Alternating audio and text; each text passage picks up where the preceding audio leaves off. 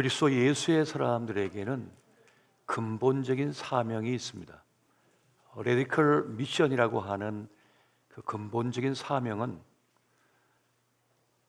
하나님과 사람을 연결시키는 겁니다. 이어주는 것입니다. 하나님과 우리 사이가 단절되어져서 생명과 끊어져서 죽음 앞에 놓인 우리를 위해서 아기 예수님이 오셨습니다. 그 십자가로서 끊어졌던 하나님과 우리 사이를 다시 다리를 놓아주신 것이죠. 화목제물이 되어주셨습니다.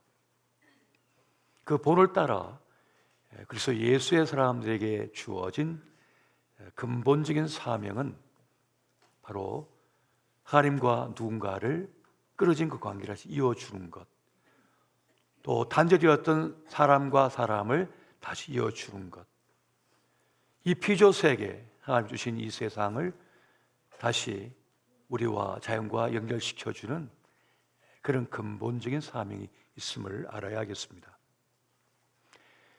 에베소서 1장 10절에 보면 이런 말씀이 있습니다. 하늘에 있는 것이나 땅에 있는 것이 다 그리스도 안에서 통일되게 하려 하심이라. 주님 안에서 우리가 온전히 하나가 되고 그 속에 거할 수 있어야 한다는 것입니다. 내가 누군가와 깊이 연결되어져 있고 함께하고 있다고 하는 사실을 깨닫는 사람은 살아갈 힘, 용기를 얻을 수가 있습니다. 하지만 홀로 고립되어 있는 삶은 고통이 되고 절망으로 찾아올 때가 참 많습니다.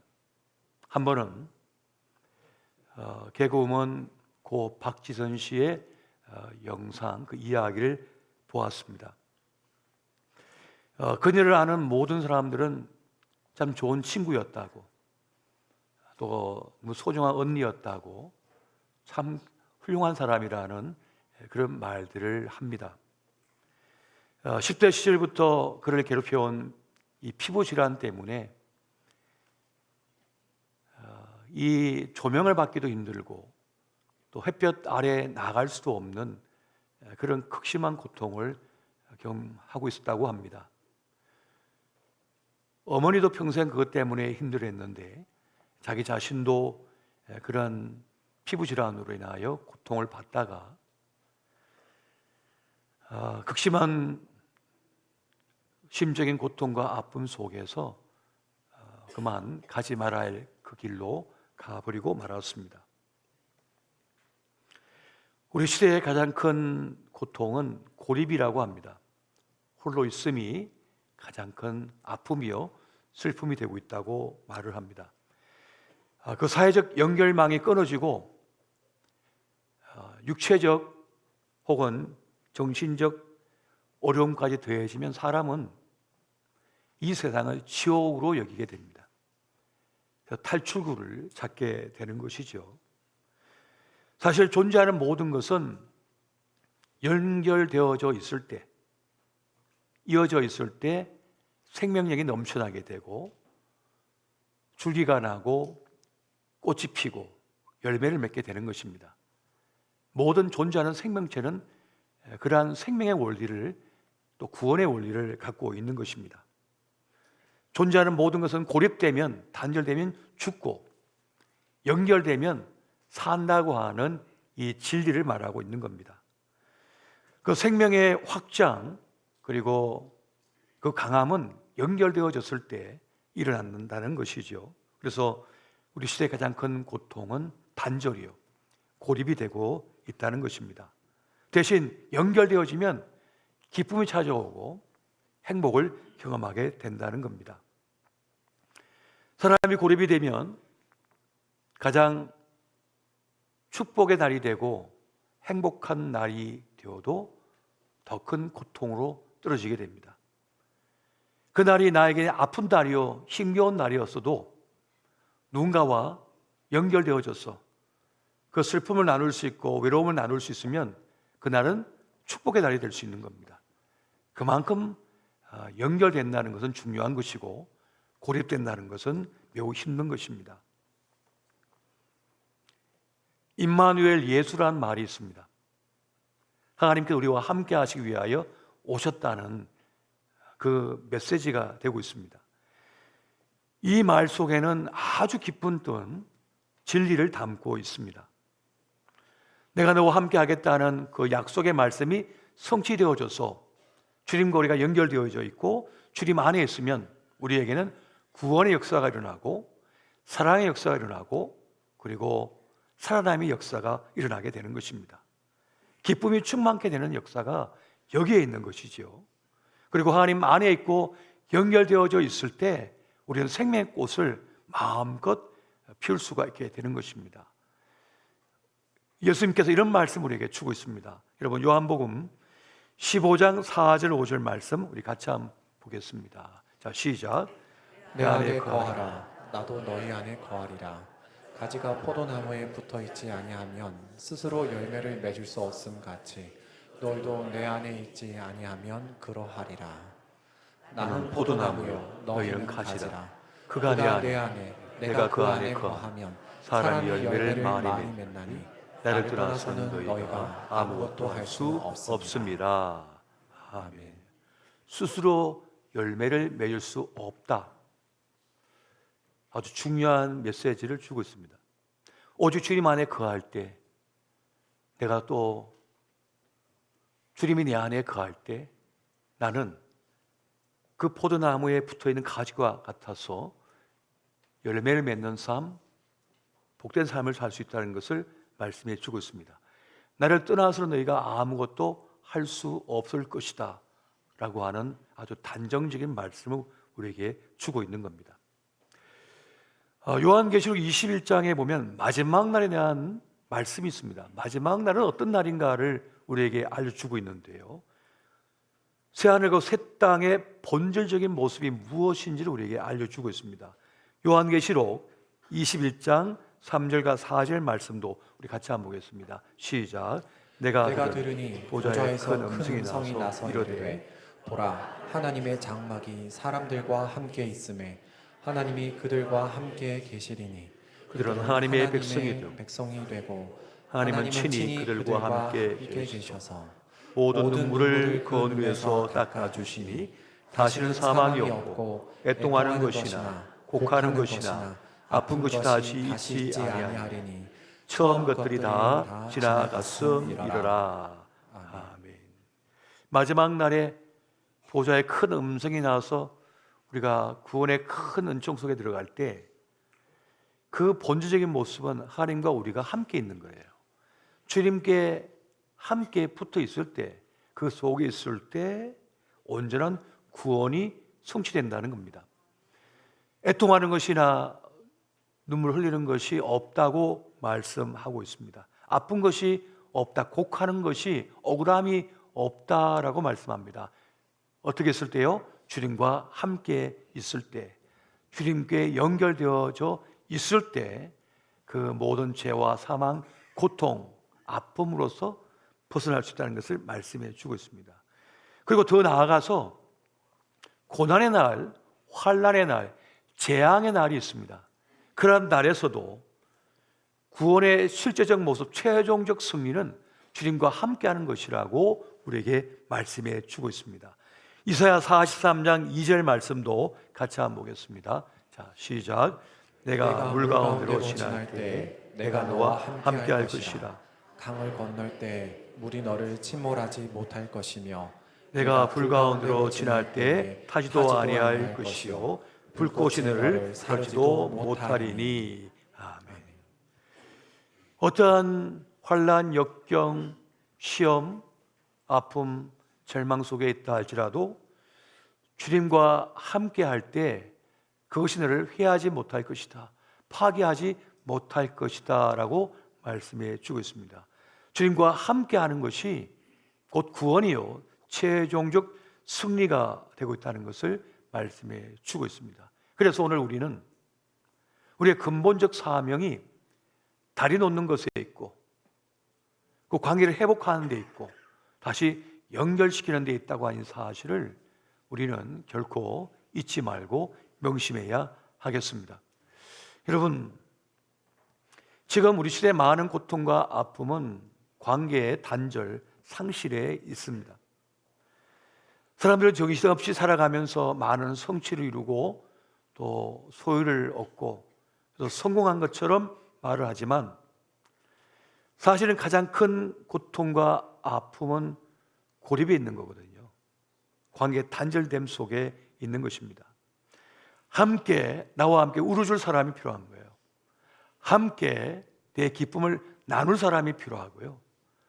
내가 힘겨워할 때 내 손 잡아주고 살아갈 이유를 말해줄 사람, 살아갈 용기를 불어넣어줄 사람이 반드시 필요하다는 것입니다. 그래서 사도 바울은 교회의 본질적 사명을 이렇게 말씀하고 있습니다. 로마서 12장 15절 같이 한번 보겠습니다. 자, 시작. 즐거워하는 자들과 함께 즐거워하고 우는 자들과 함께 울라. 함께 즐거워하고 함께 슬퍼할 수 있는 사람이 필요하다는 거죠.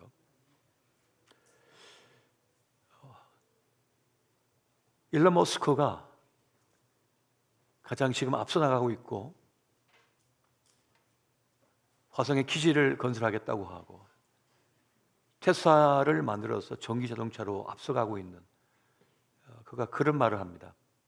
앞으로 시대 속에서는 인공지능 시대 속에서 가장 큰 위험, 가장 큰 고통은 마인드 킬러가 될 것이라고, 그러니까 마음을 죽이는 일이 있을 것이라고 말을 합니다. 그럼 사람이 해야 할 일이 뭐냐? 그 마음이 죽지 않도록 하는 것이 중요하답니다.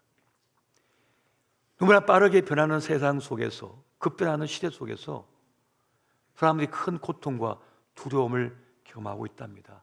특히 우리 자녀 세대가 아버지처럼 살아낼 수 있을까? 엄마처럼 내가 살아낼 수 있을까? 두렵다는 거예요.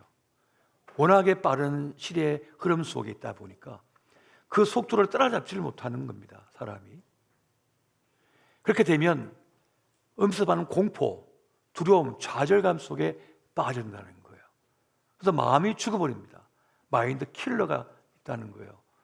그래서 살아내게 하는 것이 어디 있느냐입니다. 연결되어 있습니다. 다시 우리가 연결됨이 있다는 거예요. 누가 함께 울어줄 것이냐, 함께 기뻐할 것이냐, 그 사람이 필요하다는 것입니다. 누군가에 내가 받아들여지고 있다, 존중받고 있다, 인정받고 있다, 사랑받고 있다고 여겨지면 우리는 마음의 평안과 안식을 경험합니다. 많이 못 누려도 괜찮습니다. 많이 안 가져도 괜찮습니다.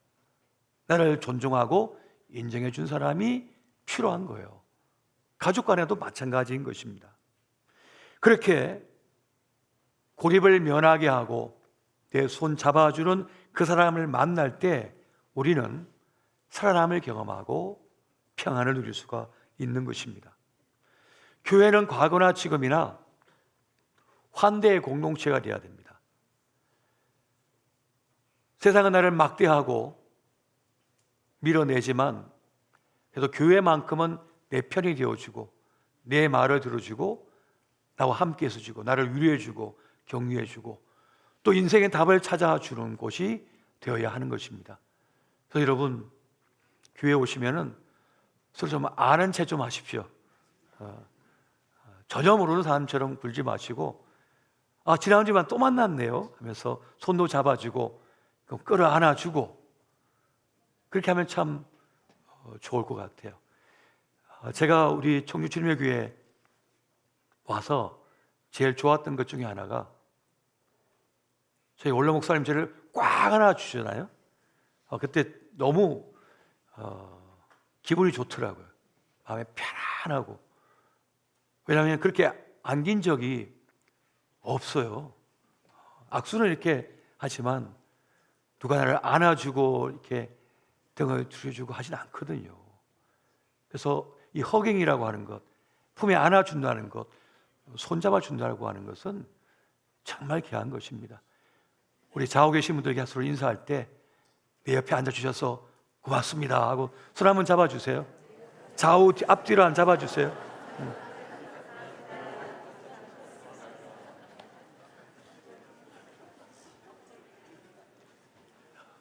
사람이요 공부를 잘하고 돈을 잘 벌고요 건강해도요 사람은 살아갈 이유를 잃을 때가 있답니다. 모든 게 잘 풀어지고 있고 잘 나가도요 사람은 없음에 대한 공포가 있대요. 무에서 온 존재이기 때문에 인간은 그런 공포와 두려움이 있습니다.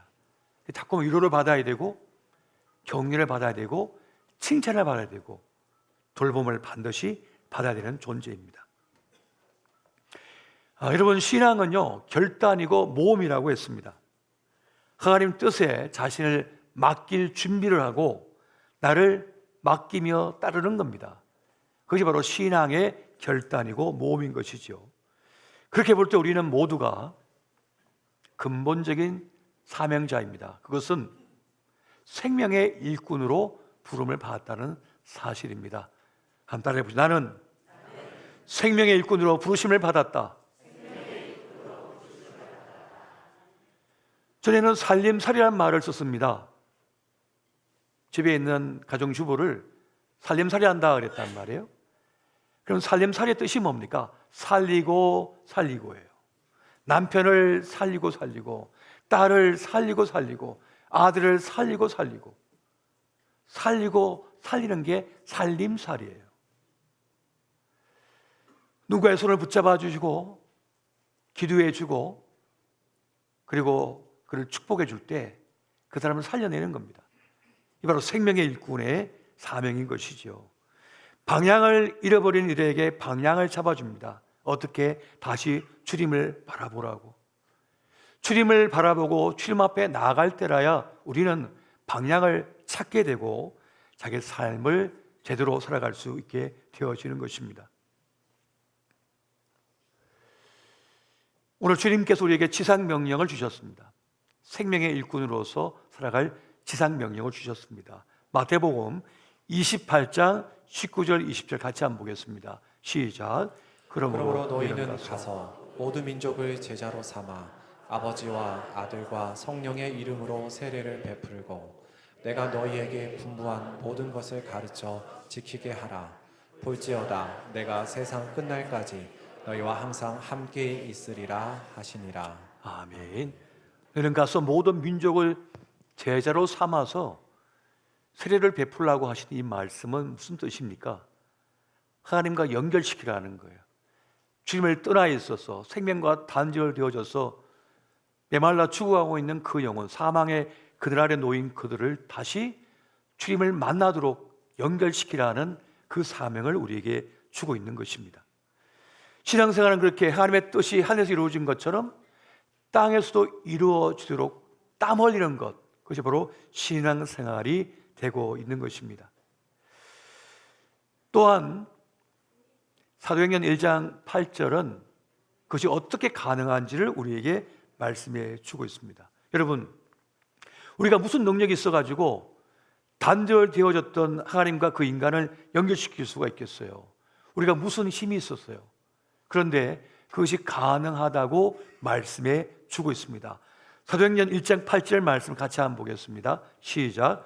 오직 성령이 너희에게 임하시면 너희가 권능을 받고 예루살렘과 온 유대와 사마리아와 땅끝까지 이르러 내 증인이 되리라 하시니라. 아멘. 우리 힘으로는 안 되는데 성령이 임하실 때 가능하다, 이것을 말씀해 주고 있습니다. 능력이라고 번역된 헬라어 디나미스가 있는데요, 이 말에서 다이나마이트가 왔습니다. 강력하게 바위도 부서뜨리고 건물도 깨트릴 수 있는 그 힘, 파워, 어디서 오느냐? 바로 성령의 임재를 통하여 이루어진다라고 말씀합니다. 그래서 성령이 임하시면 우리가 권능을 가지게 되고 복음의 증인이 될 수 있다고 말씀하는 거죠. 증인을 뜻하고 있는 헬라어 미르트로스라고 하는 이 말에서 순교자를 뜻하는 영어 마드가 나왔습니다. 무슨 말입니까? 성령을 받으면 권능이 생기고 그 권능으로서 복음을 전하는 증인이 되고 순교의 자리까지 나아갈 수 있는 힘, 파워, 강력함을 얻을 수가 있다는 겁니다. 그래서 사도행전 1장 8절에 보면은 세 가지 단어가 나옵니다. 성령과 권능과 증인이라고 하는 세 가지가 나오는데요. 성령을 충만하면 힘 있는 사람이 됩니다. 권능을 가진 사람이 됩니다. 그리고 그 힘은 예수를 전하는 증인이 될 수 있도록 만든다는 것이죠. 복음의 증인들이 될 수 있다는 것을 말씀해 주고 있습니다. 그래서 우리 예수님께서도 공생의 사역을 처음 시작하실 때 성령에 이끌려서 40일 금식 기도를 하셨고, 또 성전 회당에 들어가서 성경책을 펼치고 주의 성령이 내게 임하였으니라고 하는 구절을 읽으면서 이제 공생의 사역을 시작하신다는 것을 선언하신 장면을 볼 수가 있습니다. 그리고 교회의 탄생도, 교회 시대의 시작도 성령의 임재, 오순절 다락방의 임재의 사건을 통하여 이루어진 것을 보게 됩니다. 여러분, 원래 선교 전도는요 불가능한 것입니다. 그건 될 수가 없는 일입니다. 우리가 전하는 십자가의 복음은 우리의 이성과 논리와 합리로는, 경험치로는 받아들일 수가 없습니다. 수용할 수가 없는 거예요. 동정녀 탄생을 누가 믿겠습니까? 홍해 갈라진 사건을 누가 믿겠습니까? 죽었던 자의 살아남을 누가 믿겠습니까? 만나와 메추라기 사건을 누가 믿으며 반석의 샘물 터진 사건을 누가 믿을 수가 있습니까? 믿을 수가 없는 거예요. 그런데 믿어진다는 거죠. 그걸 수용하게 된다는 거예요. 저도 한 번은 어느 날 예배를 마쳤는데 한 청년의 저를 찾아와서 자기에게 세례를 줬으면 좋겠다고 얘기를 하는 겁니다. 그래서 제가 우리 교회 나온 지가 한 달밖에 안 됐는데 무슨 세례를 받냐고 그랬더니 자기는 성경에 기록되어 있는 모든 말씀 믿는데요. 다 받아들인대요. 동정녀 탄생도 믿고 홍해 갈라진 사건도 믿고 천지 창조도 믿고 죽은 자의 살아남도 믿고 다 믿는다는 거예요. 그러니까 받아들인다는 겁니다. 그래서 제가 의심이 가가지고 6개월만 교육받고 세례 받으라 그래가지고 6개월 동안 교육을 한 적이 있습니다. 그리고 마지막 세례 줄 때도 너 진짜 믿냐? 했더니 믿어요. 이렇게 저를 믿는데 왜 목사님은 못 믿으시냐고 저한테 그러더라고요. 그래서 알았습니다 하고 세례를 줬습니다. 이게 성령의 능력이거든요. 이거는 기적입니다. 그냥 되는 것은 아닙니다. 여러분, 그리고 또 놀라운 것은 예수님께서 불러 세우신 12 제자와 사도 바울이 세웠던 초대교회에 많은 일꾼들이 있습니다. 그런데 모두 하나같이 대단한 사람들이 아니었습니다. 그저 볼 땐 평범해 보이는 사람들이었습니다. 그럼 하나님께서 실수하시냐? 그렇진 않아요. 예수님께서 12 제자를 세우시기 전에 밤새도록 기도하셨습니다. 기도하고 또 기도하고 또 기도하는 가운데 세우신 일꾼들이 그 12 제자였습니다. 가장 필요하기에, 가장 적절하기에, 가장 귀한 인물들이었기에 이렇게 뽑힌 겁니다. 사람들은 말합니다. 무식자가 아니냐, 배운 적이 없는 사람들이 아니냐. 그런데 그랬기 때문에 성령으로 충만할 수가 있었습니다. 내가 너무 가진 것이 많고 내가 다 안다고 생각하는 사람은 받아들일 수가 없고 수용할 수가 없는 거거든요. 나는 모릅니다. 나는 알 길이 없습니다. 나는 연약합니다. 라고 했기 때문에 성령께서 그들 가운데 들어가 역사하시고 그래 생각과 마음을 바꾸시고 이끌 수가 있었던 것입니다. 강함이 도리어 복음의 걸림돌이 되지만 약함은 도리어 복음의 강함이 되고 있음을 믿으시기 바랍니다. 고린도전서 1장 24절 25절 말씀 같이 한번 보겠습니다. 자, 시작. 오직 부르심을 받은 자들에게는 유대인이나 헬라인이나 그리스도인은 하나님의 능력이요 하나님의 지혜니라. 하나님의 어리석음이 사람보다 지혜롭고 하나님의 약하심이 사람보다 강하니라. 아멘. 바울은 육체의 가시 때문에 너무 힘겨워하고 아파했거든요. 도리어 이것이 복음의 방해가 될 걸로 생각했어요. 그런데 그 약함 때문에 그런 너무 긴 여정의 여행을 할 수가 없었고, 또 교회들을 다 방문 일일이 할 수가 없었습니다. 그래서 제자들을 세운 거죠. 제자 양육에 집중했습니다. 말씀을 가르쳤습니다. 그랬더니 그 제자들이 더 큰 일들을 이루어 나갔던 것입니다. 도리어 그 약함이 복음의 강함이 되었고 하나님의 위대한 역사를 이루어냈다는 것을 우리가 봅니다. 그래서 부르심을 입은 자들에게는 헬라인, 유대인이 어떤 상황이든지 상관이 없이 하나님의 능력으로 지혜로 나타나고 있음을 믿으시기 바랍니다. 이것이 하나님의 사역의 원리였습니다. 바로 그것은 부르심이었습니다. 하나님의 사역의 원리는 언제나 부르심이었어요. 주님은 사람을 부르시고 비전을 선포하십니다. 꿈을 선포하셔요. 그러면 그게 반드시 응답하는 사람이 나타나기 시작합니다. 내가 볼 때는 그게 될까 싶어서 포기하지만은 거기에 예스 하면서 나를 보내소서 하면서 달려간 사람이 있다는 것입니다. 그래서 하나님의 사역의 원리는 항상 그러한 것입니다. 비전을 선포하시고 사람을 부르시고 그에 응답한 사람이 나타나는 거예요. 그렇게 하나님의 꿈에 응답하는 사람들을 통해서 지금도 복음의 역사가 계속 이루어지고 있는 것입니다. 지난 코로나 시국에 많은 교회들이 선교비를 줄이고 교회 재정을 줄이고 또 인건비를 줄이기 위해서 사람을 내보냈지만 저희 교회는 도리어 더 선교적 열정을 가지고 선교에 집중했고 구제와 장학 사업에 집중했습니다. 그리고 도리어 사람들을 더 많이 썼습니다.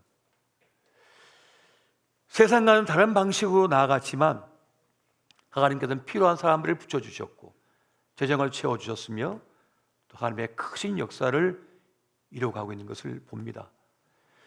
저 아프리카 우간다에 우리는 기독교 방송국을 세워서 지금도 100만 명이 넘는 이들이 복음을 듣고 주님 앞에 들어온 역사가 계속 펼쳐지고 있습니다. 놀라운 일이 아닐 수가 없습니다. 그리고 젊은 세대를 위해서 공군 부대에 교회를 건축했습니다. 또 그곳에서도 젊은 청년들이 복음을 전하고 주님을 영접하고 변화된 역사가 일어납니다. 구원의 역사가. 그리고 가장 어려운 시기에 우리는 개척교회, 상가교회 100개 교회에 재정 지원을 해서 그 위기 속에 교회의 문을 닫지 않도록 돌봐주었습니다. 그리고 청주 시내에도 어려운 분들 위해서 7천만 원을 구제비로 내어놓아서 그들을 돕고 살리는 그 일을 했습니다. 장학사감도 지금도 꾸준하게 감당하고 있고요. 한 교장 선생님이 제 방을 찾아와서 인사를 하시더라고요. 새로 어느 학교 교장으로 부임한 암흑의 선생입니다 하면서 자기가 자기 학교 초창기부터 지금까지 내역을 보니까 청주 주님의 교회가 한 해도 빠짐없이 가장 장학금을 많은 학생에게 많이 지원했다고 하면서 고맙습니다 하고 인사를 저에게 하고 가시더라고요. 여러분, 하나님은 어떤 것에도 제한당하지 않음을 믿으시기 바랍니다. 하나님은 어떤 시대적 상황, 문제, 방해, 공격, 사람의 문제, 재정의 문제에 방해받지 않으십니다. 주님은 하고자 하는 그 일을 반드시 하심을 믿으시기 바랍니다. 필리핀인 공기동 선교사님께서 몇 해 전에 순교를 당하셨습니다. 우리 교회도 많이 지원해서 교회를 세우고 센터를 세우고 학교까지 세웠죠. 그런데 반군 지역에 가까이 있다 보니 어떻지 않은 악한 무리에 의해서 총을 맞고 순교를 당하셨습니다. 제 마음속에 한동안 큰 아픔이 있었어요. 그분이 평생을 젊음을 바쳐서 그곳에서 자기의 생애를 다 바치셨는데 그렇게 안타까운 순교의 길로 가셨어야 될까? 영광스러운 길이긴 하지만 조금 더 하실 수가 있는데 사역을. 그러한 가운데 이번에 우리가 타오빌 로드 처치를 필리핀 마닐라에 20주년 기념교회로 이제 건축해서 이제 헌당을 하게 되는데, 하나님께서 우리 교회에 주신 기회이고 선물이라고 저는 믿습니다. 그곳에 뿌려진 씨앗이 위대한 하나님의 역사를 이룰 줄 믿으시기 바랍니다. 예레미야 33장 2절 말씀 같이 한번 보겠습니다. 자, 시작. 이를 행하시는 여호와, 그것을 만들어 성취하시는 여호와, 그의 이름을 여호와라 하는 이가 이와 같이 이르시도다. 아멘. 이를 계획하시고 행하시는 여호와시랍니다. 그걸 만들어내신대요. 또 그걸 성취하신대요. 이건 우리가 할 수 있는 것이 아니라 주님께서 하시는데, 그 하나님의 부르심에 응답하는 사람을 통하여 그 일을 성취하신다고 말씀하는 것입니다. 그 다음 구절이 뭡니까? 너는 내게 나와 부르짖으라. 그리하면 네가 알지 못하는 크고 은밀한 일을 내게 보여주리라 라고 말씀합니다. 지금은 눈에 보이지 않지만 구한 자에게 응답하시고 역사하신다는 것을 말씀해 주고 있는 겁니다. 하나님 맡기신 일은 반드시 하나님의 사람이 있음을 믿으시기 바랍니다. 모세가 시내산에 올라가서 여호와의 법궤를 들고 내려왔습니다. 돌판을 가지고 내려왔잖아요. 십계명판을 가지고 내려왔는데 보니까 금송아지를 만들어 놓고 거기서 뭐 잔치를 벌이고 절을 하고 난리도 아닙니다. 들어보니까 이 금송아지가 우리를 저 홍해를 가르고 출애굽시킨 여호와라고 떠들고 있는 겁니다. 화가 난 모세가 그 두 돌판을 갖다가 던져버렸습니다. 깨트려 버렸어요. 화가 나가지고.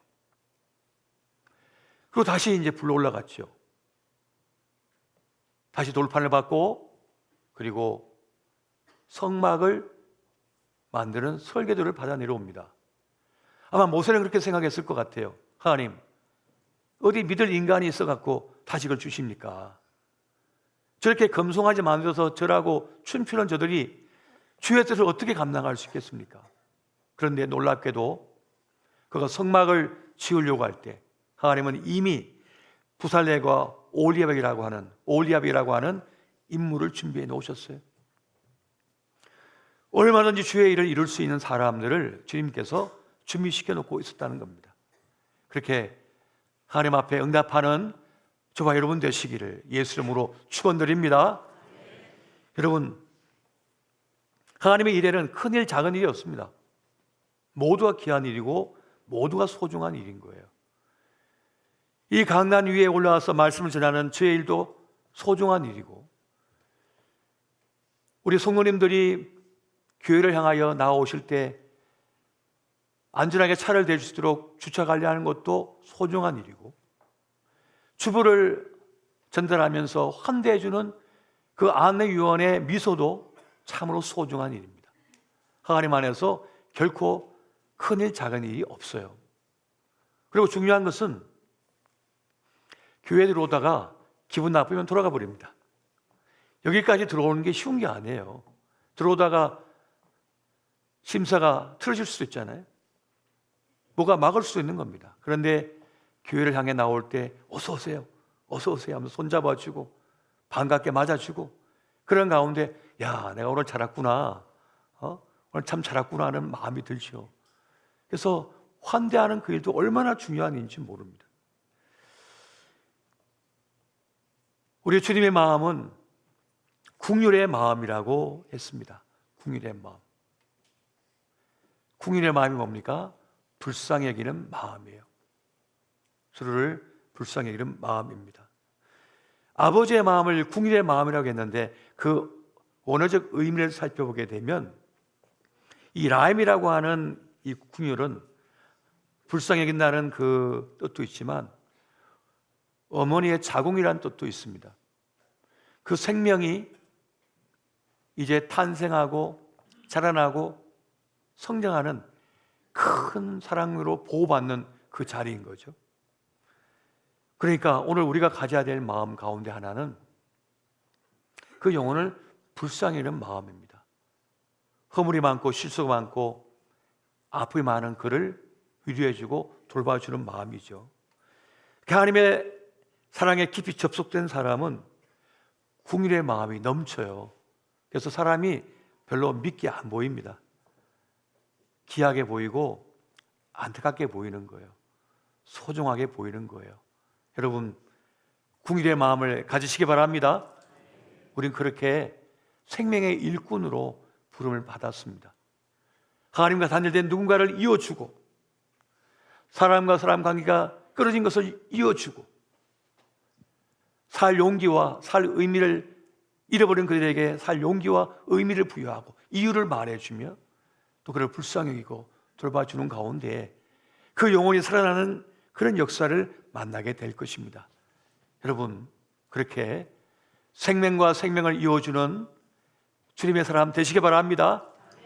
오늘 그 은혜가 우리 모두에게 역사하시기를 예수 이름으로 축원드립니다.